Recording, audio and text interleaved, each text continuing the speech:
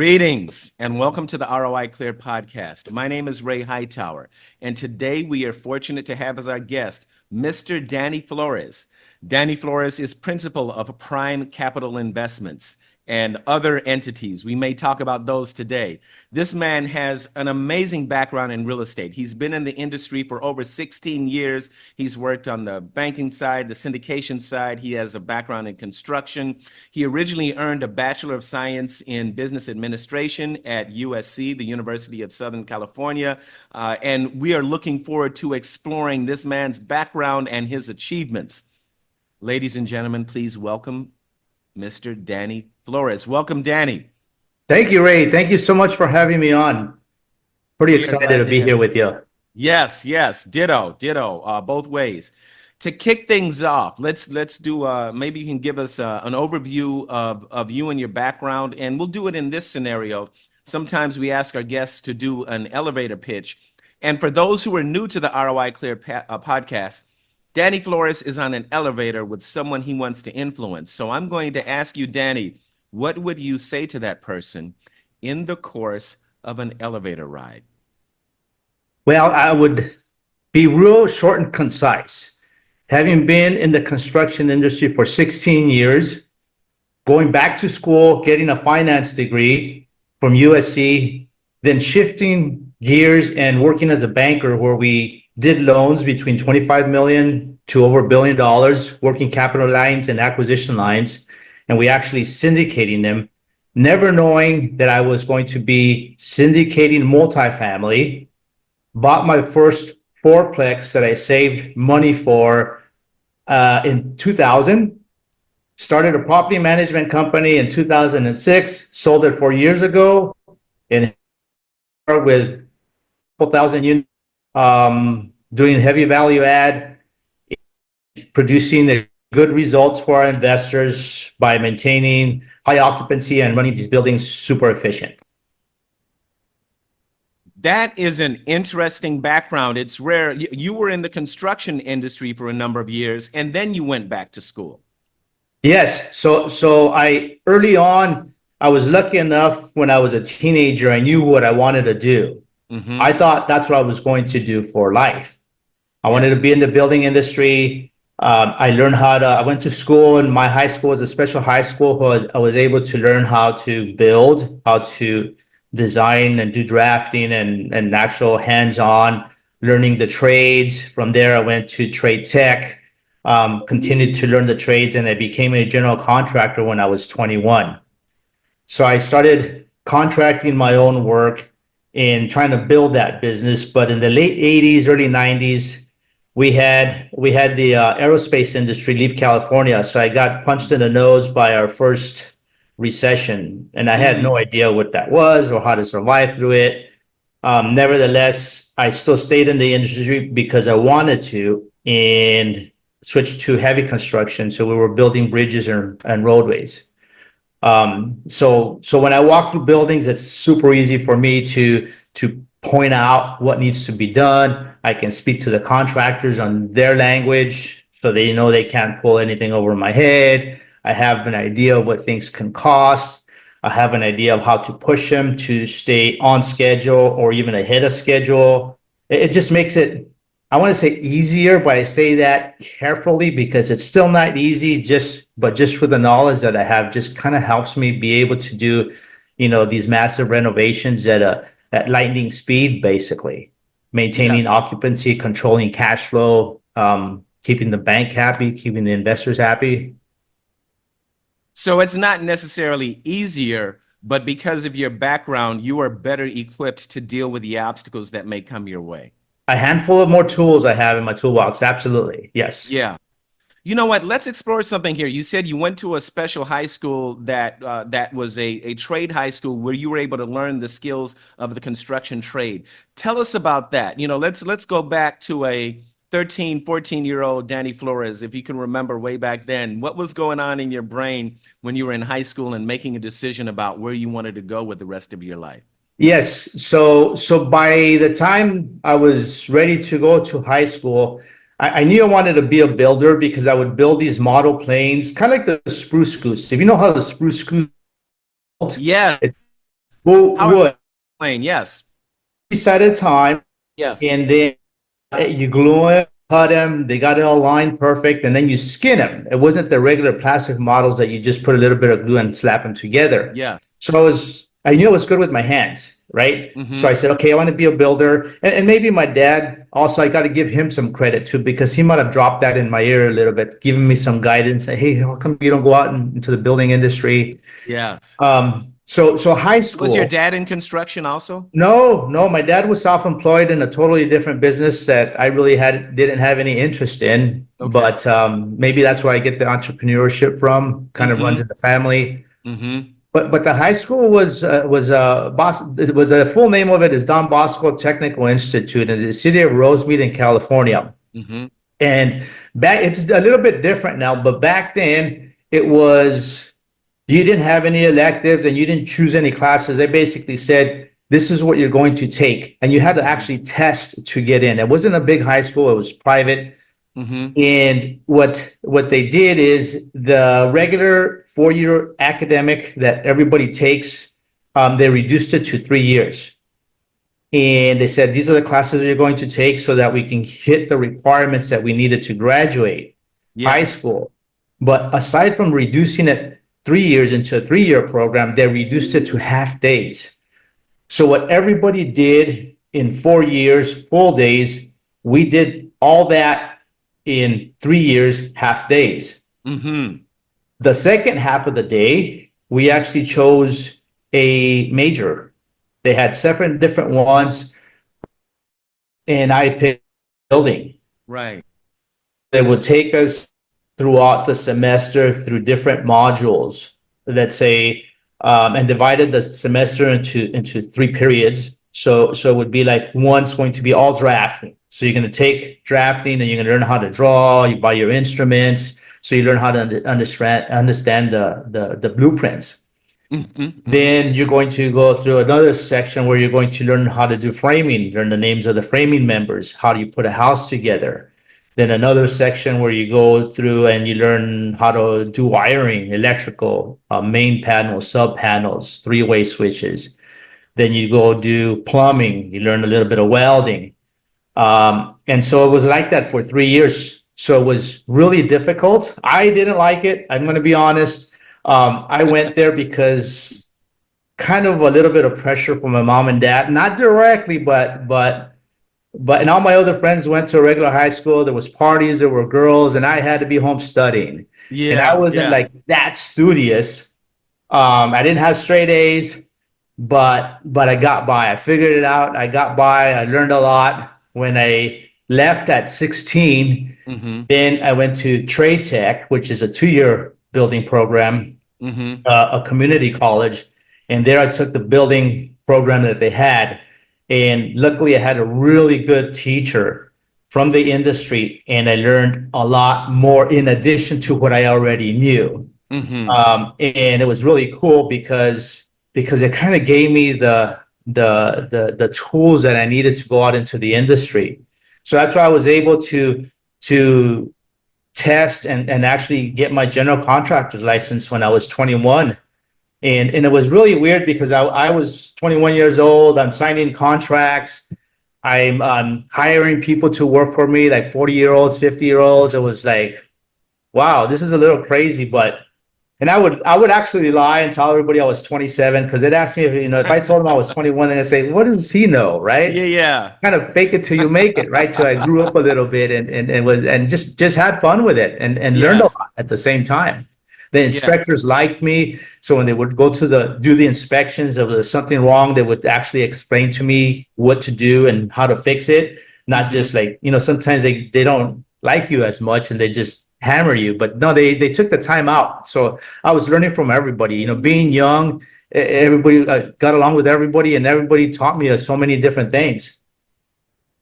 There's so many lessons in that. There's so many lessons. When you talk about how you didn't necessarily want to go to that particular high school, but your parents pushed you there. I'm reminded of something. There was a football coach who said, maybe it was Tom Landry of Dallas, who Mhm. said, my job as a coach is to get grown men to do things they don't want to do so they can achieve things they want to achieve. And Right. so your parents got you to do things you didn't want to do. And going to that particular high school, you were there half days over 3 years. You finished the entire regular high school curriculum. And then in the afternoons, the other half of the day, you were learning the skills that you needed to become really a GC by the age of 21. So you were learning electrical, you were learning framing, you were learning plumbing. You said something about 3-position switches, if I remember correctly. Yeah, three-way switches, like all the different Yes. wiring scenarios. Yes. They're tricky, right? But you learn how to do it. Yes. And you learned all of that at a young age. So all of that knowledge is bouncing around in your head, not just book knowledge, but actual hands-on knowledge. Right. So that by the time you went to a trade school after high school. You're right. Exactly. 2 years For of two trade more school years. afterwards. Yes, 2 years of trade school after high school. And then I'd imagine there's an apprenticeship you have to do before you become a general contractor. Was that the next step? Well, no, you have to pass the test. So the test Yes. consists of one, a trade test, and the other half of it is the law. So as long as you can pass the written test, you can be, and I think the laws have changed, but you also need a certain amount of years of experience. Yes. Leading crews, right? And I worked for companies prior to that. So I was able to get like my old bosses to sign for the experience that I needed. Maybe Yeah. as a supervisor, as a foreman. I can't remember what the requirements were, but nevertheless, I was able to meet them. That part, the experience, and then passing the test, I was able to get my general contractor's license. There's so many skills there. There's the technical skills of, the construction skills, building, and, solving problems. But here's something else I see in you, and you've revealed this in what you've just said here. Somewhere along the line, you developed people skills. So you were able to interact well with the inspectors and with your old bosses. So when there was something you needed to get done, that's not where your technical skills come into play. Your people skills come into play there. Right. I have a kind of a motto is if you ask nicely, you can probably get what you need. Just be nice to people. Yeah. Where did you learn that? Or is that something that comes naturally to you? Life. When you do something and it doesn't work, you backtrack and figure it out. All right. If you do something and it doesn't work, you backtrack it and you figure it out. Try it a different way. Yeah. Got it. So now we're at the point where you're 21 years old, you're a general contractor, you're hiring people who are much older than you in their 40s and 50s. You're concerned about telling them that you're 21 years old, so you tell them you're 27 years old, lie about your age like a lot of achievers do.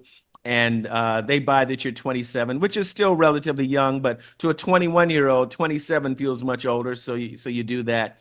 So connect the dots then to real estate. Like you're 21, a general contractor. When was it that you bought that first fourplex? I know you saved your money up. When did you buy the first fourplex? So my dream was always, aside from my professional dreams, was to buy apartment buildings. Because at an early age, I understood that you're going to get rent every month, right?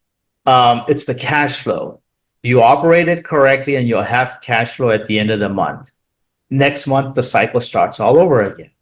Yes. I mean, where else can you go where you get people paying you every month, right? If you do it right, then you have, you build the portfolio, you end up with lots of cash flow. And I actually had an uncle who was a teacher who ended up buying 12 houses during the duration of his career, paid them all off, and he didn't even need his pension check. So I learned a little bit from him, right? So I'm learning from different people and I'm observing.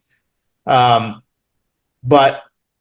I was in the residential building industry by that time. I think it was about 23 years old when the economy changed and it just dried up. There was no more work.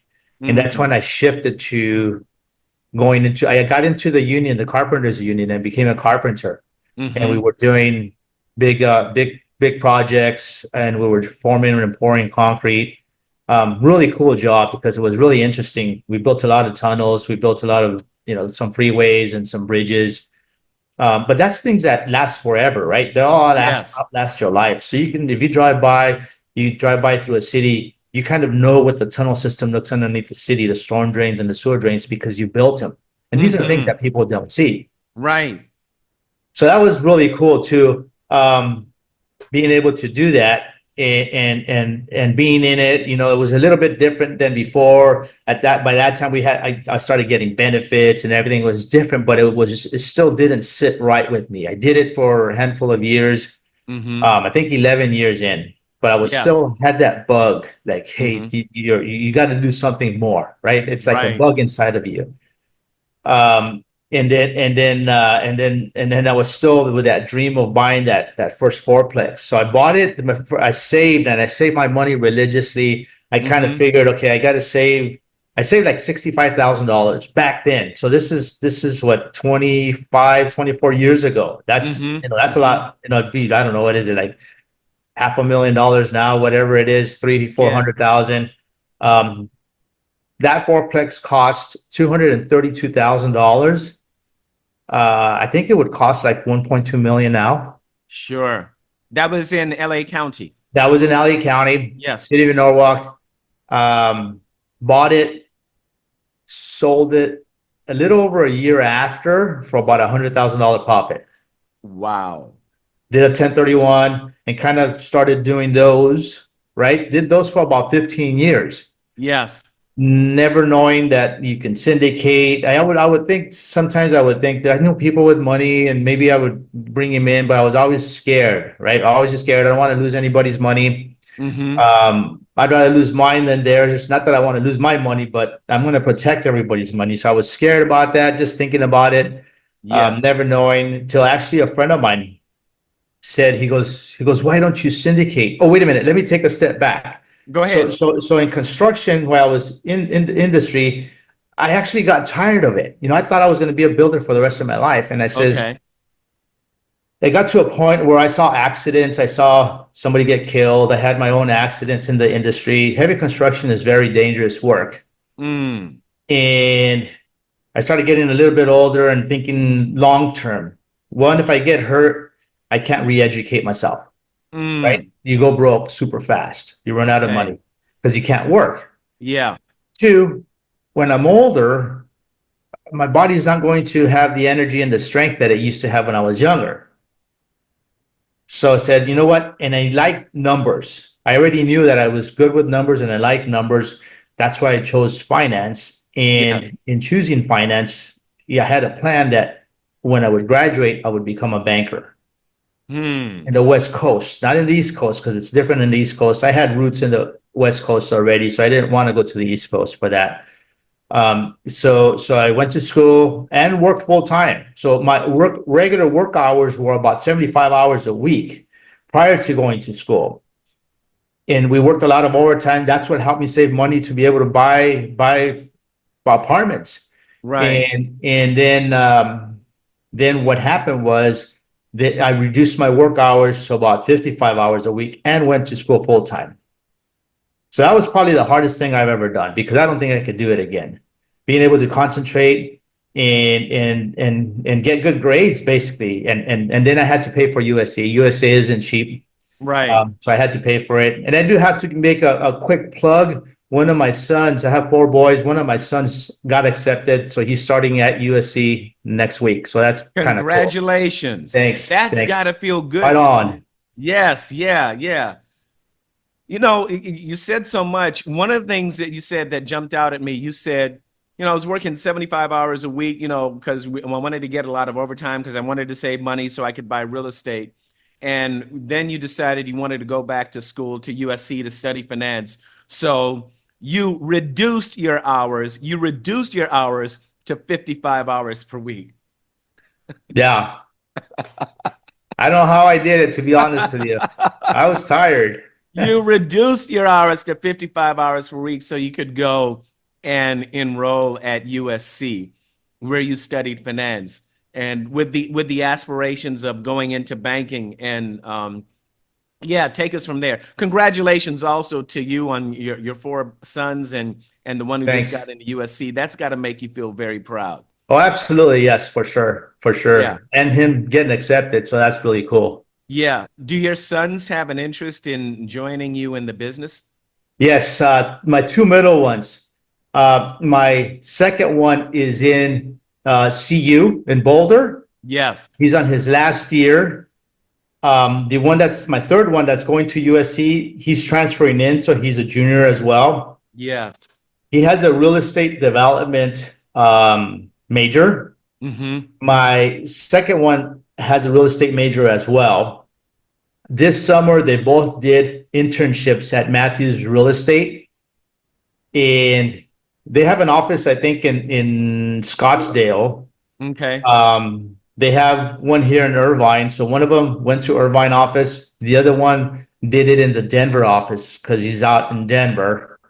And they really enjoyed it. It opened up their eyes to what the industry is. They both have said they want to get into the business. Mm-hmm. And I basically told them that they need to go out and learn the business from somebody else. They need to be able to move up the ladder so that Yes. I see that they are capable and willing to do the work, not just saying, hey, I'm going to come work for dad and sit on a desk, punch a couple keyboards, scroll through their phone or social media and get paid. I'm like, that's Yeah. not happening on my watch. Right.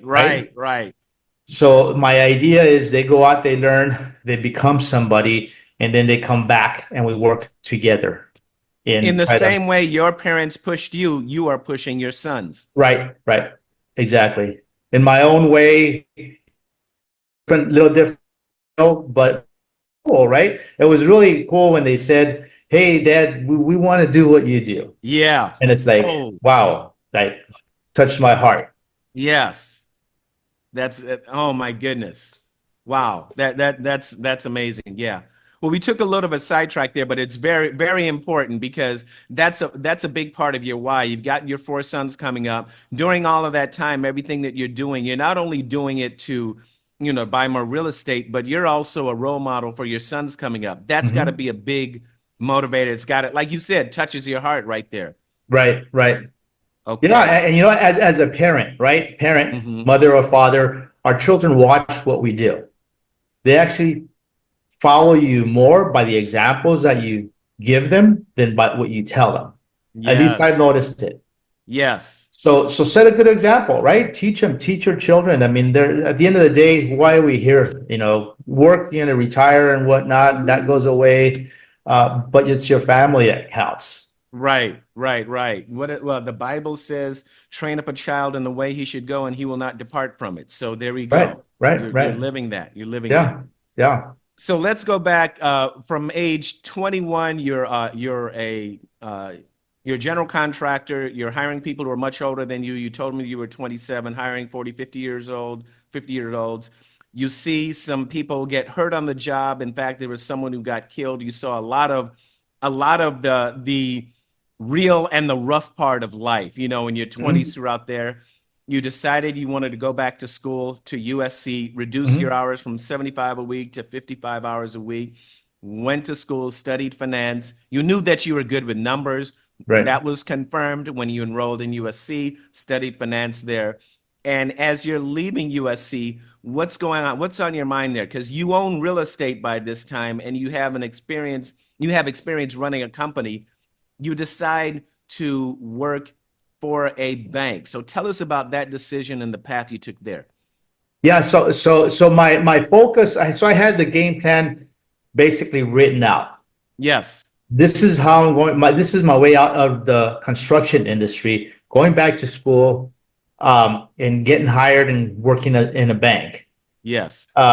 So I did that. I was able I was successful. I graduated. I actually retired out of the union, Mm-hmm. and on a Friday, and on Monday I start banking. I work for a bank. I get in there and I start learning. And it was a really good experience because we worked with companies like Jack in the Box, um, Metro Golden Mayer, the movie industry. We worked with Smart and Final. And the coolest part about that job is when somebody came and asked us, say, for example, Taco Bell says, hey, we need, I don't know, $300 million line, working capital line. Mm-hmm. We got the chance to go out and visit with them. They showed us their operation. We needed to understand that before we can make a decision whether we're going to lend them that kind of money, because we needed to figure out how they're going to pay us back. And what happens if they fail? What's a secondary form of repayment? And so we need to learn about the industry. We need to learn about them, about their operations, about their management. And then you start doing forecasting, right? Best case scenario, a break-even analysis, if you have negative growth, because we would write these books that we would have to go to the credit department and at the bank and get approval for that. So it wasn't just, we don't approve it. We're giving it to a different department, and we got to be able to sell it to the bank. Yes. So that's where I learned how to do a lot of analysis, working with nothing but financial statements. So everything I learned in school, I'm actually now applying it. Yes. And we're doing a lot of financial modeling, and that helped because I got good at it, right? I got good. You have to be able to look at those financial statements. Like, you read a book, it tells you the story. Financial statements also tell you the story. You have to understand that. Sure. And it was fun. It was fun doing it, but I was buying apartment buildings already at the same time. Yes. And I'm doing two things, right? I'm working during the day and I'm making my phone calls to bankers and lenders in between, like, hey, you know what? I need this. Okay, I need that. And then my boss would get these notices because they're verifying employment. He goes, "What are you buying now?" So he walked out, "What are you buying now?" I was buying buying and selling. Maybe it got to the point where maybe about 2 a year. Yes. And so, but it got to the point where it was busy. It was busy. So now I have kind of two jobs, and I got to the point where I can't handle these two anymore. I got to cut one loose, and naturally I was going to cut my W-2 job out. Yeah. So about 5 years later, I left banking and went 100% on my own. I created kind of a property management format to manage the portfolio. And when I had that, I'm like, I built a property management per se. Why don't I just do third-party management? I have the infrastructure. I have the software. I'm doing it for myself. Why not get paid and do it for other people? And that's how the management company came about. You were not planning to launch a third-party management company, but over the years you had developed that expertise, and you looked up. You probably looked at other third-party management companies and said, "Hey, I have better systems than them. Why don't I get paid for it?" Right. Exactly. So that was 2006 when I started that. Yes. And then the good thing about property management is it's steady income. So it kind of carried me through the transition of leaving banking and then doing property management. Sure. And then just kind of built that and still kind of kept buying apartments. And then I think a handful of years thereafter was like around 2018 or something like that. I think that it's one of my friends opened up my eyes to syndicating large buildings. He goes, "Why don't you syndicate?" And I'm like, "What is that?" He goes, "Well," he explained. He goes, "My mom and dad invested in a syndicator for projects that he did, and they made a lot of money. They put him and his sister through college. They bought a few houses out in West LA. They did fine." And says, "Okay, you got to teach me that." And he introduced me to an attorney friend, and he didn't really explain it very well. And I needed a dig. I got involved with a group. I hired a coach for a year to teach me how to syndicate, because I already knew, say, the property management side, which kind of correlates to the asset management side. I knew the acquisition side. I had broker friends already, so I can talk to I have pretty much everything, but I'm missing the syndication side. How does that work? Who are the attorneys, SEC attorneys that we have to deal with? And so the format changes a little bit. Nevertheless, I got in, I learned, and I started doing syndicating deals basically. I think it was in 2019 is when all that really took off from there. Yes. And what was your first syndicated deal? How large was it, and how much did Um, you raise? I did prior to that, I did two smaller ones in a Mm-hmm. totally different format, almost Yeah. like partnership type. Mm-hmm. Out here in LA, the smaller ones that I bought just to try to test the waters. I got a couple of friends, and one of them it was just a friend of and I. The other one was like three other guys. Put it Mm-hmm. together. One did really well. One basically kind of broke even. It was because they're small, right? It doesn't work with small buildings. One was like 12 units. The other one was like four. 12 Yes. really Yeah. good. Four broke even. So then, so then my coach that I had hired said that I was her best student. And just because I did my homework on a Mm-hmm. weekly basis, right? Other Yeah. people were Yeah. too busy. You know how it is. People say, hey, I want to do this. They're too busy. They don't dedicate the time. You have to put the Yes. time in. Yes. You have to carve out the time. You have to give something up if you want to get into business, or you're not going to succeed. I Right. was like, hey, you know what? I'm focused. This is what I'm going to do. I'm doing it. So give me my homework. I do my homework. And she liked that. So when we ended up, she says, hey, I have a deal, and we're partners. We bought over 100 unit deals out in North Carolina. So that was my Mm. first syndicated deal. A Right. true syndication. I got to go out and raise money. At that time, I had to raise $1.4 million. I'm like, okay, I think I can do it. I wasn't cocky, but I'm like, I Mm-hmm. think I can do it. I failed. I only Mm-hmm. raised like 400,000 on that Mm-hmm. deal, but Mm-hmm. luckily I had the money to put in to the deal to close the deal, and it Yes. took us about a year to backfill it. Mm-hmm. But it's like, hey, you know what? I got punched in the nose, and it says, hey, this is not easy. You're gonna have to buckle down, and you got to do the work. Mm-hmm. And as well, like right? You know how it is. It's just a grind, and it's like, here's a great analogy.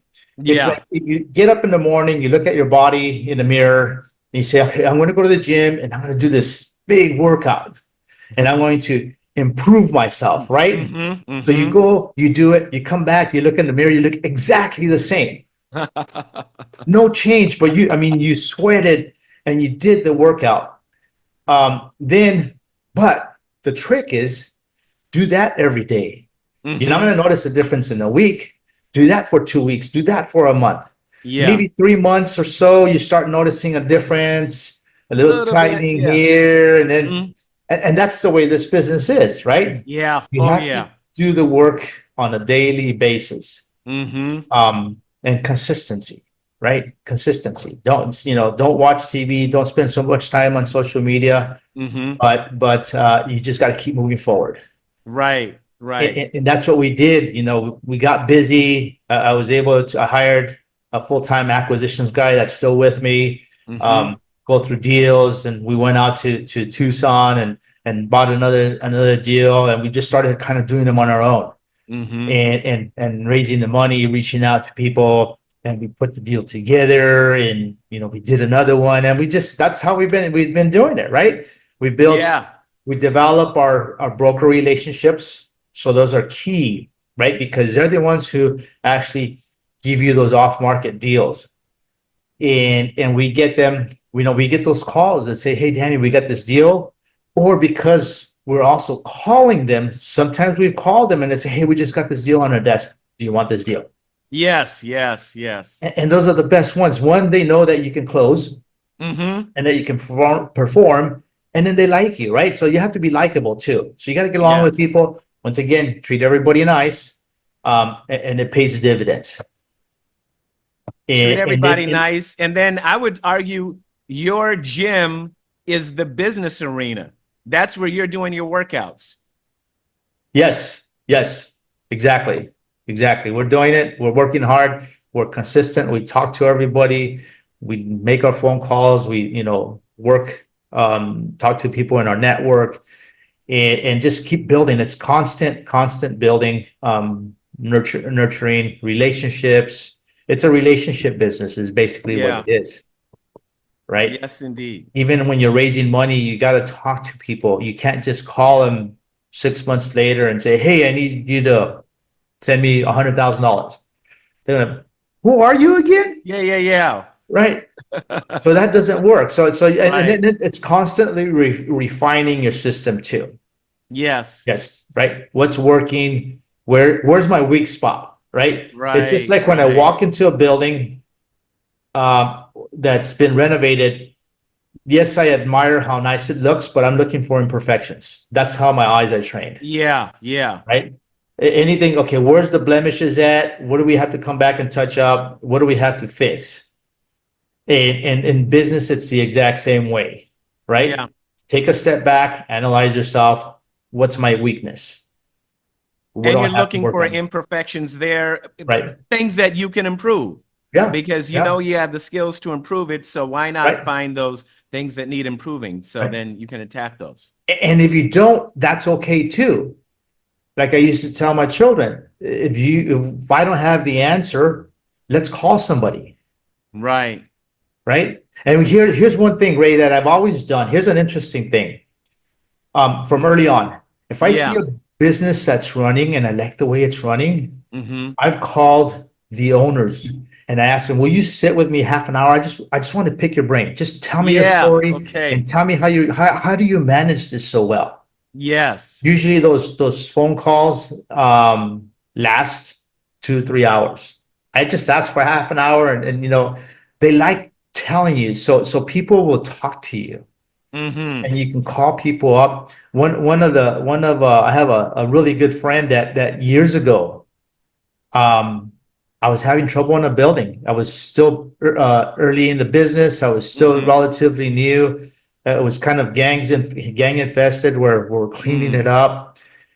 Good building, rough area, and my glass guy that would do my rescreening came over to clean up some windows, and I was talking to him. He goes, I work for a guy who's really good at cleaning up buildings.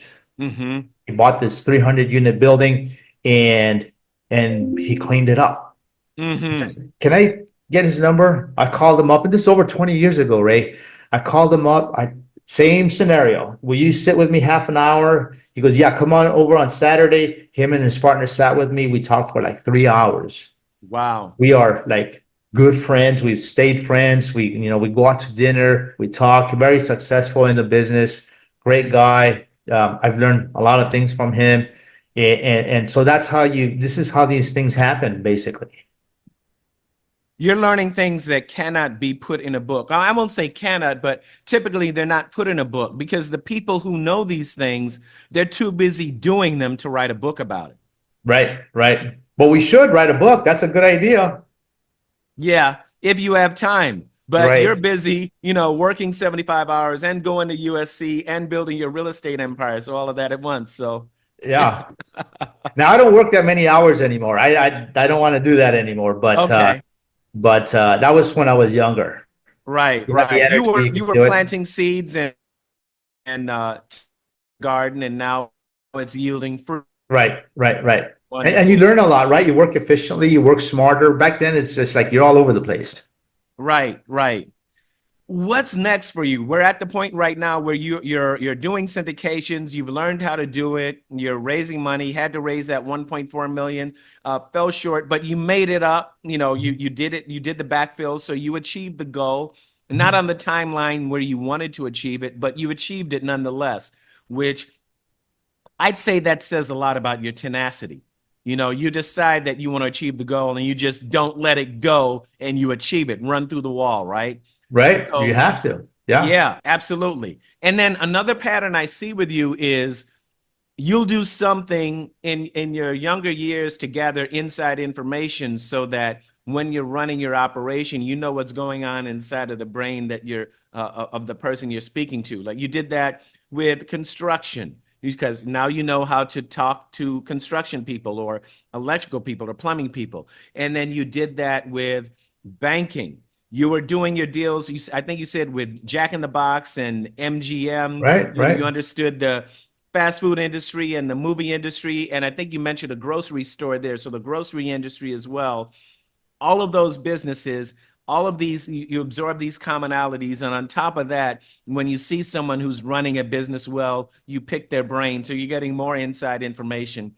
So my goodness, you're like a one-man intelligence gathering operation on business, which is very cool. So given all of that, given all of the intelligence and data and procedures, given everything you've gathered over the years, what's next for Danny Flores? What do you aspire to do next?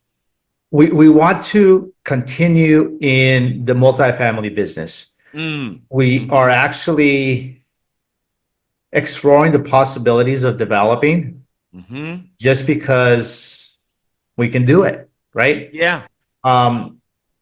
So we're starting to look at projects. We have brokers that kind of have also pushed us to say, hey, look, this is what we do. We have land opportunities.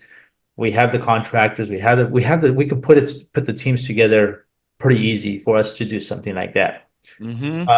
So I think we're going to continue in the multifamily side, but also explore the development side, because the cost per unit built is a brand new building is just a little bit more than an older building that we're going to renovate.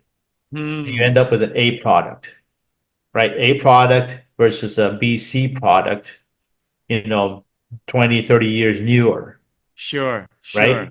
Profit margin's a little bit better, but at the same time, here's what we're thinking. We have to think about our investors, because that's who we work for. Right. So the shift kind of comes from also looking for avenues that can provide a higher return from them. We know that with the economy, the rise in interest rates, the election year, we have competition, such as treasuries that are very secure, that pay more than the banks do, not quite what the type of returns we get. So in trying to kind of solidify our fundraising capabilities and listening to what the investors are saying, why some of them are hesitant to invest, because, election year, the unknown, more secure investments and things of the sort. It's like, okay, what kind of products can we put on the table that are going to give them higher returns and keep their money secure and growing? And so kind of we're heading in that route, strengthening our fundraising abilities. And then potentially when my boys are ready, they can kind of drop in that, and maybe I can step back, something to that effect. I'm not exactly sure how it's going to work, but that's what we're looking at, kind of. You can see the path, and as with any journey, you don't know exactly what turns you're going to take along the way. You don't know what obstacles you're going to meet, but you know that you've equipped yourself to deal with those obstacles, and you don't know exactly where your boys will be interested, what part of the business they'll be interested in, but you know that they're heading that direction. Certainly, over the decades of getting to know you, they've developed a lot of respect for you and your abilities. That's why what they're doing is very closely related to what you're doing. Right. They've seen that. I mean, when they were little kids, when the brokers were coming over to the house and sit and signing purchase agreements. Right? Sitting there, so they've watched the whole thing. When they were little, here's a funny story. They were little, call it maybe 3-4 years old. The two older ones, they were already walking, and because the business was new, all the rent checks were mailed to the house.